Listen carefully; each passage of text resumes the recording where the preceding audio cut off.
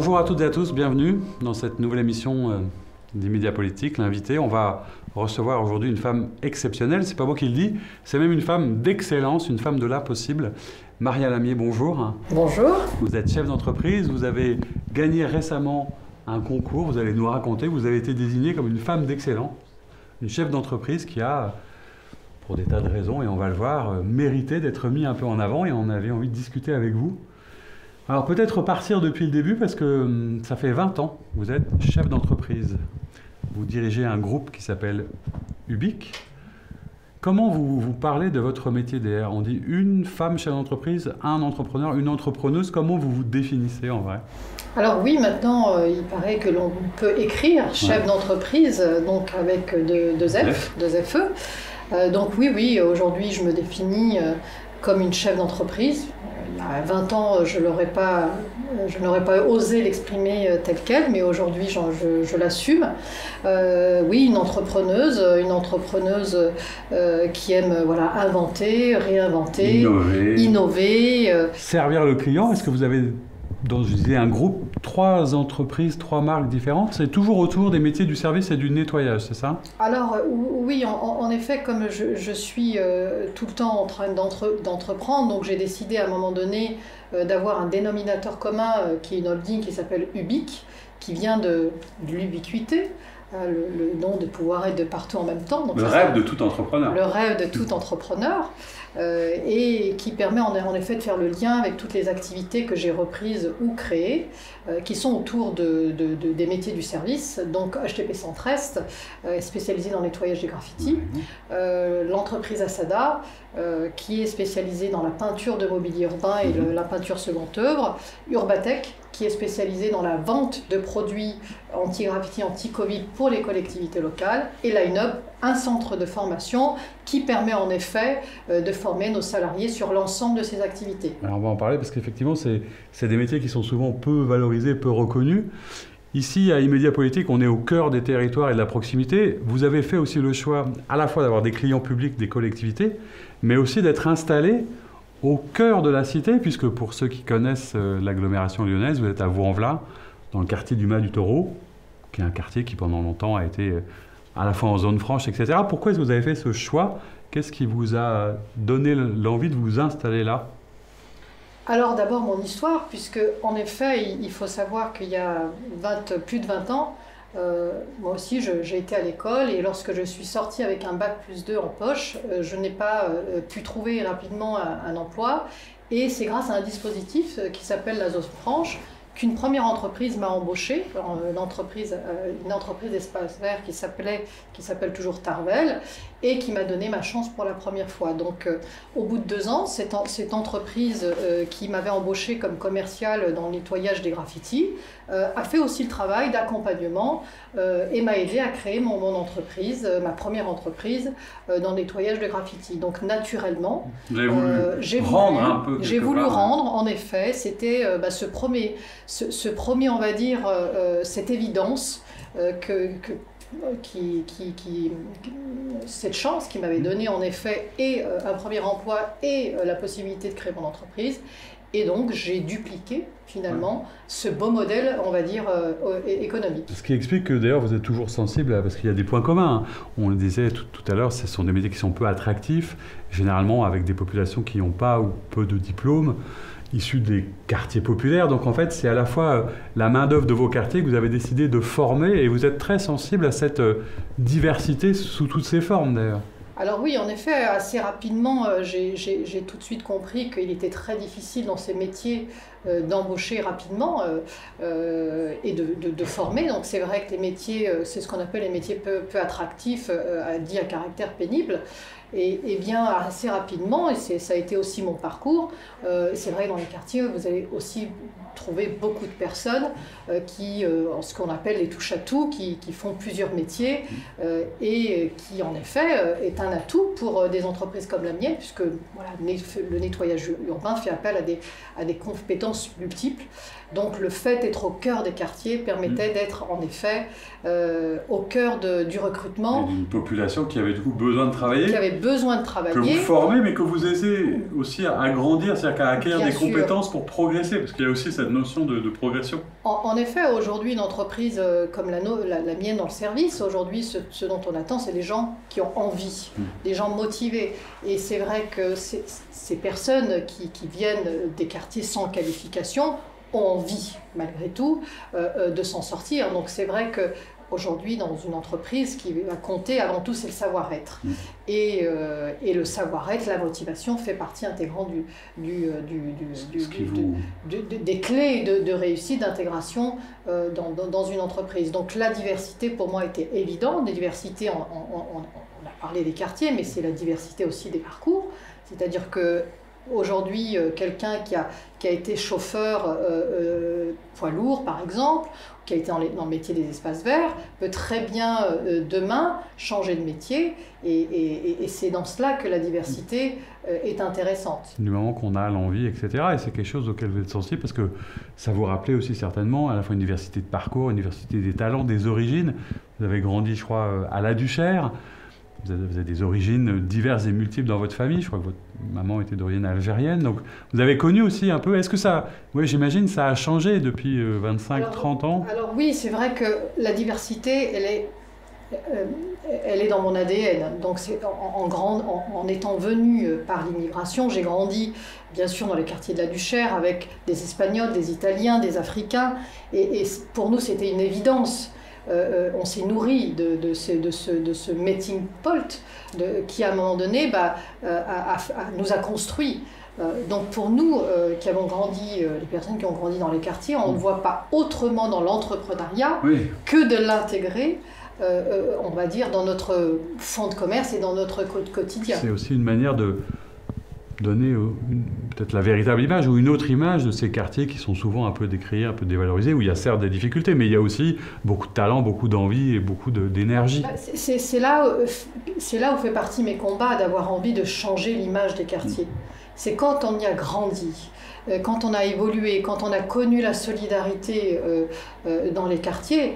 On a connu aussi, bien sûr, les difficultés, les gens, la délinquance, oui, mais ça reste une minorité au sein des habitants. C'est-à-dire que moi, j'ai grandi à La Duchère, mais j'ai habité aussi Saint-Fond.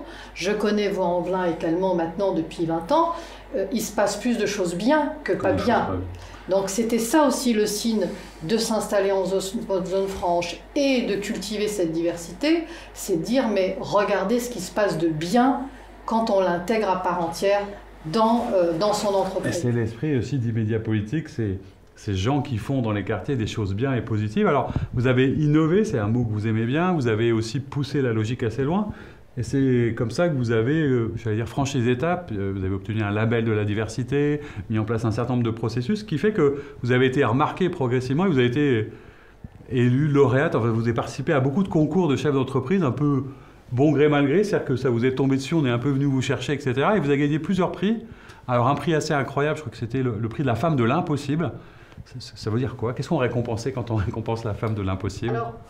Alors pour revenir en effet à cette reconnaissance, c'est qu'à un moment donné, c'est bien de porter des valeurs, mais j'avais besoin vis-à-vis de mes pairs de démontrer qu'en fait, on n'est pas que dans la démagogie. Je suis avant tout une chef d'entreprise et j'avais besoin de démontrer qu'il y a un lien entre, en effet, la diversité et la performance d'une entreprise. Et le fait de s'inscrire dans cette reconnaissance, alors reconnaissance AFNOR, type label diversité, qui permet en effet, même vis-à-vis de nos clients, de dire, vous voyez, nous avons une action responsable, non seulement nous répondons à des marchés publics, mais derrière ces marchés publics, on crée des cercles vertueux en disant, voilà, on réinvestit une partie de l'argent qui nous est attribué au territoire.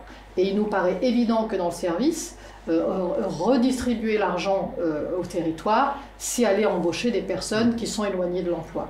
Donc c'était important de s'inscrire dans cette démarche pour avoir la reconnaissance et faire la différence avec des concurrents qui ne vont pas forcément avoir la même éthique et la même démarche que la mienne. Ensuite, en effet, ces labels, enfin ces trophées, c'était aussi une façon de communiquer. Comment puis faire en sorte... sorte... De rendre fier aussi votre équipe. Voilà, de faire en sorte, parce que c'est vrai qu'il m'a fallu des années pour que les salariés comprennent pourquoi la diversité était importante pour eux, pour leur bien-être, parce qu'on parle aussi de bien-être, de qualité de vie au travail, mais aussi de sentiment de fierté et d'appartenance à une entreprise.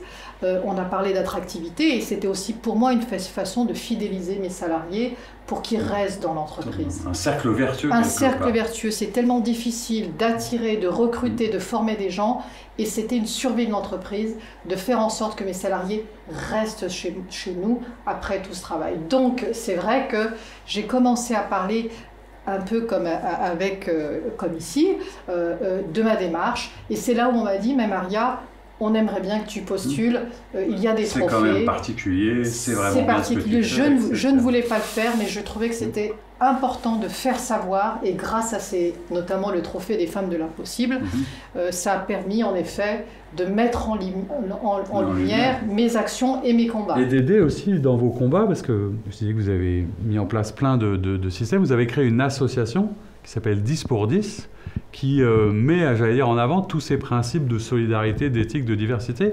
En quelques mots, qu'est-ce qu'elle fait, cette association, dans les quartiers? Alors, donc, aujourd'hui, moi, j'emploie 50 personnes. En 20 ans, j'ai créé 50 emplois. Et je voulais aller encore plus loin. J'avais envie de continuer, partager. C'est vrai qu'avec tous les candidats que je n'ai pas pu embaucher, je m'étais dit, et si on partageait cette diversité avec d'autres chefs d'entreprise, et si on permettait, on donnait l'opportunité aussi à d'autres pépites, d'autres talents de trouver un emploi.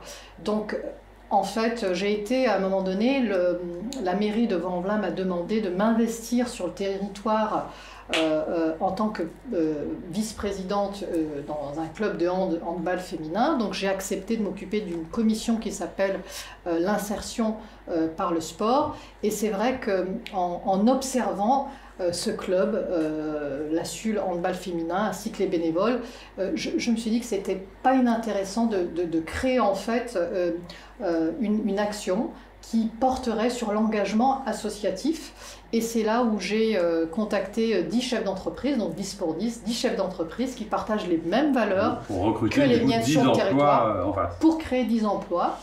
10 emplois par en effet le CV à l'envers. Donc qu'est-ce que ça veut dire? C'est-à-dire regarder la case d'en bas, celle que personne regarde, et en fait on juge le candidat en fonction de ses valeurs citoyennes.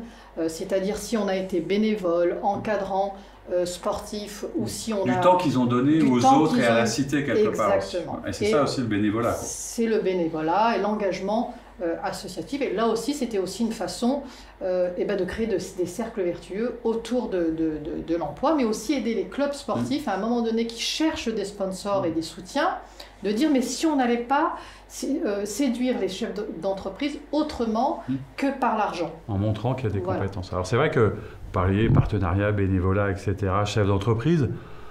J'imagine que l'année 2020, comme pour beaucoup, elle a été quand même assez complexe, même si vous travaillez avec des marchés, avec des collectivités. Comment est-ce que vous avez vécu, vous en tant que chef d'entreprise, et qu'est-ce que vous imaginez, même si personne ne sait ce qui va se passer, comment vous vous projetez? Parce que le propre du chef d'entreprise, c'est toujours un peu résilient, d'inventer, de se projeter. Où est-ce que vous en êtes? Comment vous avez vécu? Et qu'est-ce que vous attendez? Qu'est-ce que vous espérez pour l'année qui arrive? Alors 2020, comme n'importe quelle entreprise, ça a été bien sûr un choc. Le 17 mars, quand il a fallu arrêter ces entreprises, 17 mars à midi. Donc pendant un mois, on a fait comme tout le monde, c'est qu'on a observé et puis on s'est dit mais qu'est-ce qu'on va devenir? Et quand en effet on a repris tous nos esprits, on s'est dit ben voilà, on va peut-être réinventer notre métier. Donc c'est ce que nous avons fait. Il se trouve qu'en janvier, j'ai participé, comme je suis très engagée sur le territoire, un défilé de mode autour de femmes, des couturières au planétarium de Vaux-en-Velin, donc des couturières de Vaux-en-Velin qui ont présenté en fait leur savoir-faire en couture. J'ai participé en tant que mannequin, mais bénévole, ce qui a permis en effet de valoriser le talent de ces femmes. Et quand au mois d'avril il a fallu reprendre mon activité, je me suis aperçue, on s'est tous aperçus qu'il manquait des masques et que pour retravailler, il fallait en effet avoir le minimum d'équipement pour nos salariés. Eh bien, j'ai fait le rapprochement avec ces couturières qui étaient sans emploi, pour la plupart, voilà, même au RSA très éloigné de l'emploi. Et, donc vous avez remis tout le monde, refait donc, travailler, je leur ai masques, proposé etc. en effet de pouvoir fabriquer des masques en tissu avec leur collaboration. Et donc je me suis associée avec 10 femmes sur le territoire métropolitain, Vaux-en-Velin, Dessines, Mézieux, donc on avait des femmes un peu de partout, et nous avons fabriqué 100 000 masques, d'abord pour nous, pour nos sociétés, ensuite pour les sociétés de notre groupement, ensuite les sociétés du bâtiment, et puis nous avons été victimes de notre succès pendant 2-3 mois, et c'est comme ça que nous avons pu en effet développer, aider toujours à l'aide, le soutien, toujours etc. en effet, puisqu'en effet finalement ces femmes, ce collectif que j'ai appelé les couturières, je suis mon patron. Donc on a permis en effet, grâce à cette action coup de poing, et bien non seulement pour certaines de susciter des vocations entrepreneuriales, certaines se sont créées, de dire se que sont c'était mis, possible, que ça que existait. c'était possible. Comme vous à l'époque d'ailleurs, comme moi à femme l'époque, jeune, vous avez dit tiens c'est possible. Bien je vais sûr, le faire. mais ce qui a été, on va dire, le challenge supplémentaire, c'est que j'ai fait aussi travailler des femmes qui ne parlaient pas forcément français. Donc ça, c'était aussi peut-être, c'est une difficulté aujourd'hui qu'elles rencontrent pour trouver un travail. Et le fait d'avoir fait travailler ces femmes multiculturelles qui ont travaillé ensemble sans forcément maîtriser la langue française, eh bien ça a été un sacré pari. Et on s'est dit que tout ensemble, donc elles ont sauvé leur emploi, mais elles ont sauvé aussi mon entreprise. Donc ce qui est une belle satisfaction. C'est une belle aventure. En tout cas, ça a été une belle aventure humaine. Et ça nous a donné, bien sûr, l'opportunité d'embaucher donc un responsable commercial pour cette activité. Et pour les collectivités locales, nous avons développé toute une gamme, un e-shop de protection. Comme quoi, c'est aussi dans l'adversité et la difficulté que parfois le chef d'entreprise se réinvente. Qu'est-ce qu'on vous souhaite pour 2021 ? Comment est-ce que vous vous projetez ? Qu'est-ce qu'il y a comme nouveau challenge, de nouvelle envie, à part que ça aille mieux évidemment, mais dans votre activité, qu'est-ce que vous auriez... Alors maintenant, moi ce que j'ai envie, puisque c'est vrai qu'aujourd'hui je travaille depuis 20 ans, mon métier c'est de travailler pour les collectivités locales, donc c'est de continuer à travailler avec toutes les parties prenantes, puisque nous sommes inscrits depuis cette année en démarche ISO 14001, donc qui est la certification autour de l'environnement. Et c'est vrai qu'aujourd'hui, on a envie de travailler main dans la main avec les villes, parce que la RSE et on va dire l'inclusion aujourd'hui, les enjeux autour de l'emploi se font forcément avec tous les acteurs économiques. Et moi, ce dont j'espère en effet, c'est de pouvoir travailler, on va dire, en parfaite harmonie avec nos clients, puisque nous avons des choses à leur proposer sur les sujets de l'environnement, de l'emploi et de l'innovation sociale. Durablement donc. Durablement. On comprend mieux, Maria, pourquoi est-ce que vous avez gagné ce trophée de l'excellence. Merci en tout cas d'être venu nous voir, nous parler de votre enthousiasme, de votre énergie. Et j'espère que ça inspirera les personnes qui nous regardent. Merci à vous toutes et à tous d'avoir suivi cette émission et je vous dis rendez-vous à très vite pour un nouvel invité. Au revoir.